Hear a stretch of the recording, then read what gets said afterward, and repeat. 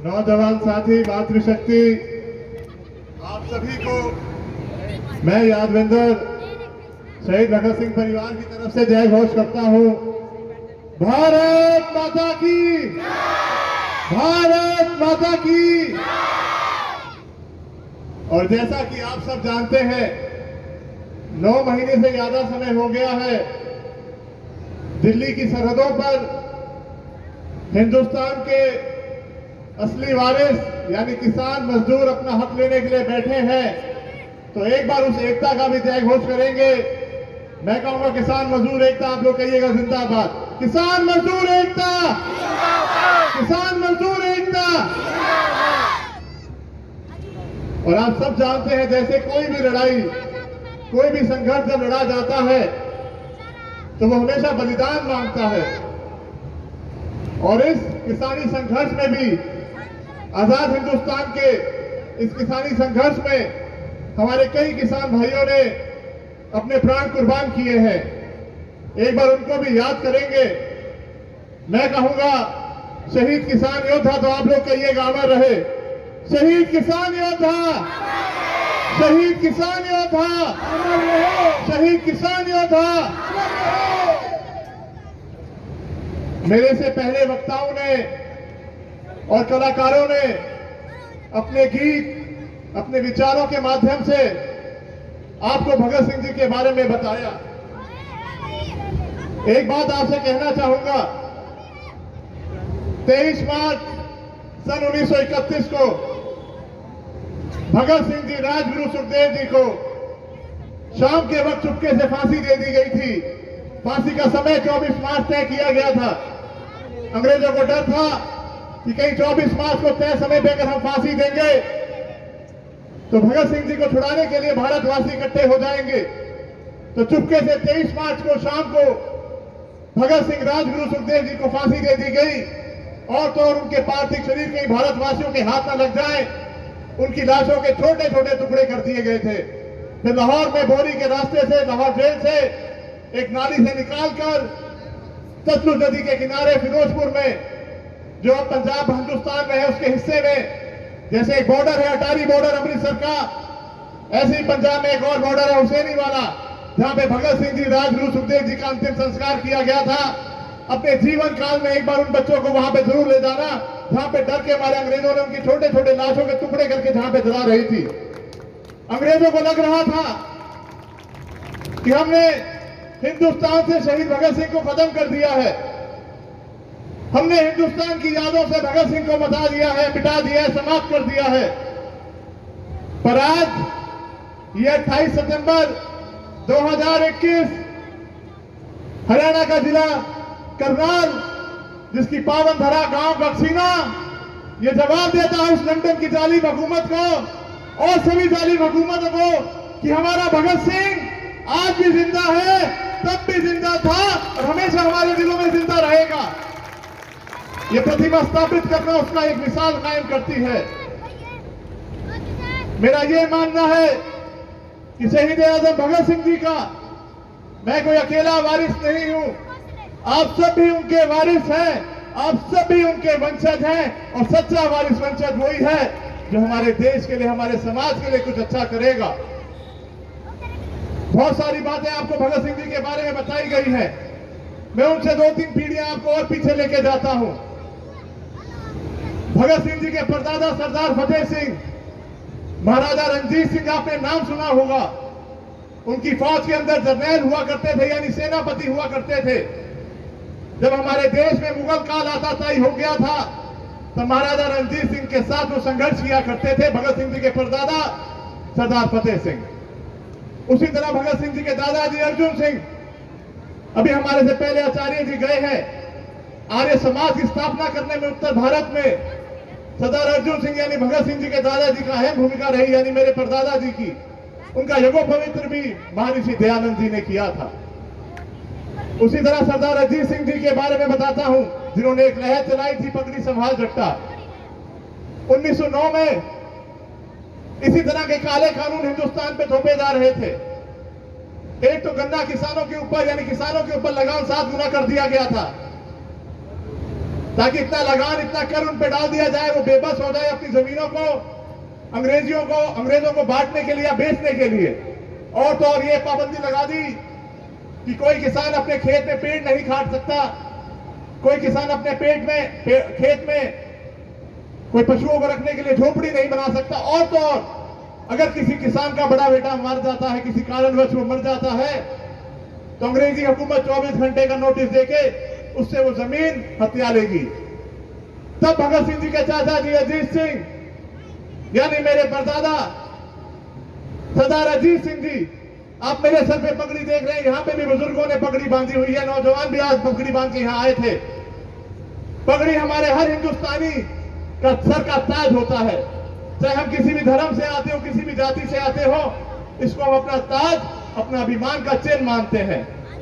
एक बार भूल से अंग्रेजों ने इसके ऊपर हाथ डालने की कोशिश करी थी, तब भगत सिंह जी के चाचा जी खड़े हुए और नारा बुलंद किया, खड़ा हो, पगड़ी संभाल, पगड़ी संभाल जट्टा। और ऐसा वो नारा बुलंद हुआ जो साम्राज्य कहता था हमारे राज्य में सूरज नहीं डूबता, उसका सूरज भी हरियाणा के, हिंदुस्तान के किसानों ने डुबो के दिखा दिया था और उनको ऐसा बोरिया बिस्तरा पैक कराया कि उनको लंदन तक भागना पड़ गया था। इस तरह की गलती एक बार अंग्रेजी हुकूमत ने भी करी थी और आज ये गलती हमारे देश के काले अंग्रेज भी कर रहे हैं। आज ये लड़ाई हिंदुस्तान को बचाने के लिए लड़ी जा रही है। यहां माएं बैठी है, मैं इन माओं को एक मिसाल देता हूं क्योंकि इन माताओं में मुझे, क्योंकि ये आंदोलन 10 महीने से चल रहा है, 9 महीने से ज्यादा हो गया है, इन माओं के अंदर, इस मातृशक्ति के अंदर मुझे वो भगत सिंह जी की माता जी यानी विद्यावती, जिन्हें पंजाब माता भी कहा जाता है, भगत सिंह जी की माता जी मेरी परदादी, वो दिखाई देती है। एक वाकया आपको बताता हूं, अंतिम समय चल रहा था, भगत सिंह जी की फांसी की सजा तय कर दी गई थी। उनकी माता जी विद्यावती जेल में उनसे मिलने जाती है। देखिए, मां का दिल तो हमेशा करुणा से भरा रहता है अपने बेटे के लिए। जब उसके बेटे की कुर्बानी होने वाली है 1 या 2 दिन में उसकी आंखों के सामने, तो वो रो पड़ी। तो भगत सिंह जी ने कहा, बेबी जी, माता जी आप मत रोएं, आप मत रो, और तो और जब मैं कुर्बान हो जाऊं मेरी लाश को लेने भी आप मत आना। आप कहीं आई और रो पड़ी तो दुनिया कहेगी देखो भगत सिंह की मां रो रही है। आपने तो एक उदाहरण बनना है। आप देखिए उस माता का, उस पंजाब माता का, विद्यावती जी का हिम्मत और हौसला। उन्होंने कहा, नहीं बेटा भगत, तेरी मां नहीं रोएगी, पर जब लाहौर सेंट्रल जेल के बाहर में खड़ी हो तो तेरे इनकलाब जिंदाबाद की आवाज मुझे वहां तक सुनाई देनी चाहिए, वहां तक सुनाई देनी चाहिए। उसी तरह आज ये संघर्ष हिंदुस्तान में लड़ा जा रहा है। इन माओं ने भी अपने बच्चों को, खासतौर के हमारे ग्रामीण बच्चों को आशीर्वाद देके दिल्ली के मोर्चों पे भेजा जाता है या भेजती है, और क्या कहती है, वहां जाके मोदी के सामने भी बुलंद करियो, किसान एकता जिंदाबाद, किसान एकता जिंदाबाद। मैं इन माओं को भी बहुत बहुत साधुवाद देता हूं कि वो लोग इस अभियान के अंदर लगे हुए हैं और अपना सब कुछ अपना आशीर्वाद के रूप में दे रहे हैं। ये लड़ाई फसल और नस्ल को बचाने के लिए लड़ी जा रही है। 9 महीने का समय हो चुका है इस लड़ाई को हमसे लड़ते हुए। मैं पीछे भिवानी एक कार्यक्रम में गया था, तो मुझे वहां पत्रकारों ने कहा कि 9 महीने का समय हो गया है पर अभी तक कुछ हुआ नहीं है। मैंने उसे ये कहा कि हम देखते हैं एक नया शिशु जब जन्म लेता है उसको भी 9 महीने का समय लगता है मातृशक्ति के गर्भ से बाहर आके, जब एक नई सोच, एक नया बच्चा हमारे बीच में आता है। उसी तरह इस आंदोलन को भी 9 महीने का समय हो गया है और एक नया हिंदुस्तान खड़ा हो गया है, वो हिंदुस्तान जो सवाल करना जानता है। हमने बहुत मौका दे दिया, 75 साल इन लोगों को मौका दे दिया, ये कुछ करेंगे, चाहे कोई कांग्रेस हो, चाहे कोई बीजेपी हो, चाहे कोई भी, हमने पार्टियां चुन के भेज दी संसद के अंदर। हम बहुत भरोसे के साथ उनको वहां पे भेजते हैं, पर दुर्भाग्य क्या है, जैसे अभी गीत के माध्यम से बताया कि बड़ी पंचायत के अंदर जब भगत सिंह ने उन बहनों को जगाया था अंग्रेजों को कि हिंदुस्तान की आवाज खड़ी हो गई है, उसी बड़ी पंचायत में जब हम कितनी भरोसे के साथ किसी कांग्रेस वाले को, किसी बीजेपी वाले को या किसी भी और अन्य पॉलिटिकल पार्टी के चुन के नुमाइंदा भेजते हैं, दुख और तकलीफ ये है कि वो वहां पे जाके कोई कांग्रेस का बन जाता है, कोई बीजेपी का, कोई एनएलओ का, कोई जेजेपी का, कोई आम आदमी पार्टी का। पर दुर्भाग्य यह है उनमें से कोई किसान का बेटा नहीं बन पाया। पर आज हम लोग जागे हैं। इस एके को, इस एकता को बनाए रखना। पंजाब के लोग मुझे मिला करते थे जब ये आंदोलन यहां दिल्ली में पहुंचा। मैंने उन्हें कहा, क्योंकि मैं खुद हरियाणा में रहता हूं, मैं यहां की पंचायतों को, यहां की खापों को जानता हूं। मैंने उनसे बोला, अगर इस धर्म युद्ध की लड़ाई में, अगर पंजाब अर्जुन बन के रथ पे सवार हुआ है, जैसे महाभारत का एक धर्म युद्ध लड़ा गया था, अगर इस धर्म युद्ध की लड़ाई में शुरुआत अगर पंजाब ने अर्जुन बन के करी है, तो मैंने उन्हें कहा, हरियाणा की जागृति को देख के कहा, मैंने उन्हें कहा, अगर अर्जुन बन के पंजाब निकला है तो श्री कृष्ण बन के उसका सारथी हरियाणा खड़ा है और हम जीत हासिल करके रहेंगे।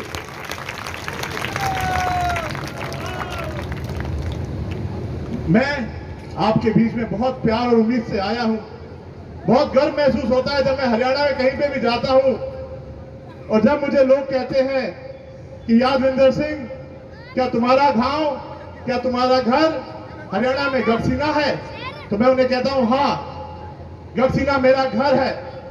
अगर हरियाणा में भगत सिंह के विचारों पे चलने वाले वारिसों को देखना है तो गढ़सीना चले जाना, आप लोगों को जाके देख लेना।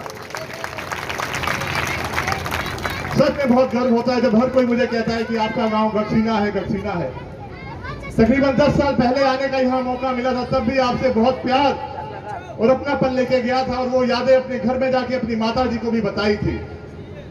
और आज भी आप लोगों ने जिस उत्साह से, प्यार से, अपनेपन से यहां प्यार दिया है, उसको देख के हमेशा ये कहा जाता हूं कि अगर खटखट कला में हमारा घर, पंजाब में खटखट कला भगत सिंह का गांव है, तो अगर हरियाणा में किसी ने भगत सिंह का गांव देखना हो तो वो गढ़सीना आ जाए, आप लोगों से आके मिल ले। मैं कहता हूं उसको भगत सिंह का गांव मिल जाएगा, भगत सिंह के विचार मिल जाएंगे। यहाँ के जागृत समाज को बहुत बहुत बधाई देता हूं, क्योंकि सबने मिलकर यहाँ पे ये जो छोटे छोटे बच्चे हैं, इनको आने वाले पीढ़ी को हिंदुस्तान के असली नायक के साथ आज रूबरू कराया, ये प्रतिमा स्थापित करके। एक बार जोरदार तालियां आप लोग अपने लिए बजाइए, अपने गांव के लिए बजाइए, क्योंकि लड़ाई और संघर्ष इन बच्चों को जगाने के लिए किया जा रहा है। एक शहीद भगत सिंह ब्रिगेड का निर्माण किया है। मैं नौजवानों से कहूंगा कि भाई बबलू के साथ मिलकर उसमें हमारा साथ दे। हम हिंदुस्तान की गलियों में फिर से जो एक कमजोर इतिहास हमें दिया गया है उसको बदलना चाहते हैं। आप लोगों ने खुद रूबरू करा होगा, इन पीढ़ियों को, हमारे नए बच्चों को, ये बॉलीवुड के स्टारों को आदर्श बनाने की मजबूर कर दिया गया था टीवी पे दिखा दिखा के, पर कोई भी हमारे संघर्ष में, हमारी किसानी की लड़ाई में शामिल नहीं हुआ। उनके अंदर डर और भय था, पर काम क्या आया? हमारा जो सच्चा नायक था, जिसकी तस्वीर हमने अपने घरों में लगाई थी, भगत सिंह की, आजाद की, उनको देख के हमारे नौजवानों में प्रेरणा आई। तो मैं यही कह रहा हूं, वो इतिहास ठीक करना चाहता हूं। यहां से ज्यादा दूर नहीं, 200 किलोमीटर दूर हरियाणा में सिरसा एक जगह है। आपको भगत सिंह ब्रिगेड यानी जिसके साथ आप जुड़े हो, उसने क्या कार्य किया उसकी थोड़ी झलक देता हूं आपको। यहां पे सिरसा 200 किलोमीटर होगा, हरियाणा में ही एक जगह है। जैसे आज यहाँ पे एक मूर्ति की स्थापना की गई, वहां पे एक गांव में मैंने एक मूर्ति की स्थापना करी और करके मैं अपने घर वापस आया, तो 4 दिन बाद एक और पंचायत का मुझे फोन आया कि हम भी अपने यहाँ किसी शहीद की प्रतिमा लगाना चाहते हैं ताकि आने वाली पीढ़ी उसको देखे और समझे। आप मानेंगे नहीं, ऐसे करते करते वहां पे 16 गांव तैयार हो गए और 23 मई 2018 को शहीद भगत सिंह ब्रिगेड के नेतृत्व में 16 गांव के अंदर 16 अलग अलग शहीदों की प्रतिमाएं 11 घंटे के अंदर लगाई गई और ये एक विश्व रिकॉर्ड बनाया गया उस शहीदों के सम्मान में शहीद भगत सिंह ब्रिगेड द्वारा। उसी तरह हरियाणा में चरखी दादरी है। आज हम सब चाहते हैं भगत सिंह तो आए, गीतों के माध्यम से हम उनको याद भी करते हैं, लिखने के माध्यम से भी उनको याद करते हैं, कार्यक्रम आयोजन करके भी उनको याद करते हैं। पर कहीं ना कहीं हमारे समाज में एक बात और बना दी गई है कि भगत सिंह तो आए पर पड़ोसी के घर में आए, क्योंकि वो आएगा त्याग की बात करेगा। उस सोच को तोड़ने के लिए 10 अगस्त 2019 में चरखी दादरी की अनाज मंडी में एक कार्यक्रम किया गया था। उसके एक हमारे साथी यहाँ पे सुनील चौहान जी भी बैठे हुए हैं, भिवानी से आए हुए हैं, और यहाँ के भी कुछ साथी हमारे उस कार्यक्रम में, इतिहास में शामिल हुए थे, भाई बबलू के साथ आए थे। भगत सिंह जी के 2 स्वरूप हमने देखे, एक हैट वाला और एक पगड़ी वाला। तो जैसी पगड़ी मैंने बांधी हुई है, उस रंग की, बसंती रंग की पगड़ी बांध के वहां पे हमने आह्वान किया, सफेद रंग की शर्ट पहन के लोग इकट्ठा होंगे। शायद यहां पे लोग कल्पना करेंगे कि जब वहां पे लोग इकट्ठे होंगे तो शायद 100 हो गए होंगे, 1000 हो गए होंगे, 2000 हो गए होंगे।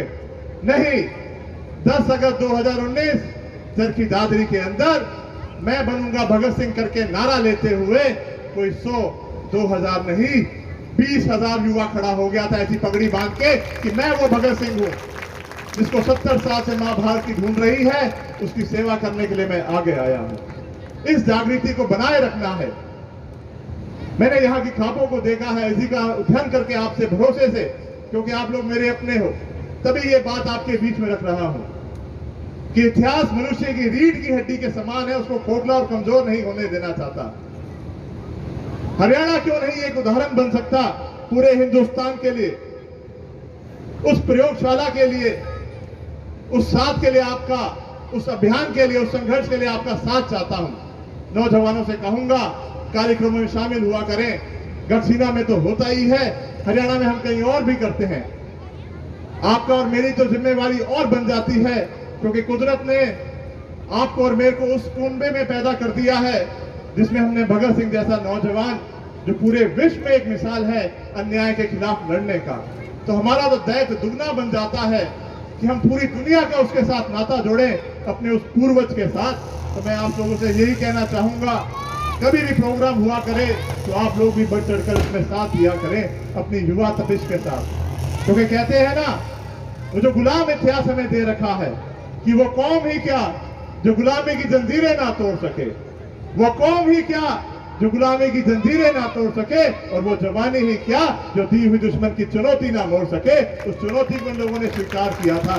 तो इस जवानी से मैं उम्मीद करता हूं इस जागृति को आप कायम रखेंगे और हरियाणा पूरे हिंदुस्तान की दिशा दे सके, और उसका मेन स्रोत हेडक्वार्टर अगर गढ़सीना बन जाए तो मैं कहूंगा क्या बात होगी, क्या बात होगी। उसके लिए आपका साथ चाहता हूं। मैं उम्मीद करूंगा ये बुजुर्ग आप लोग हमें आशीर्वाद देंगे ताकि इस तरह के अभियान हम करते रहे।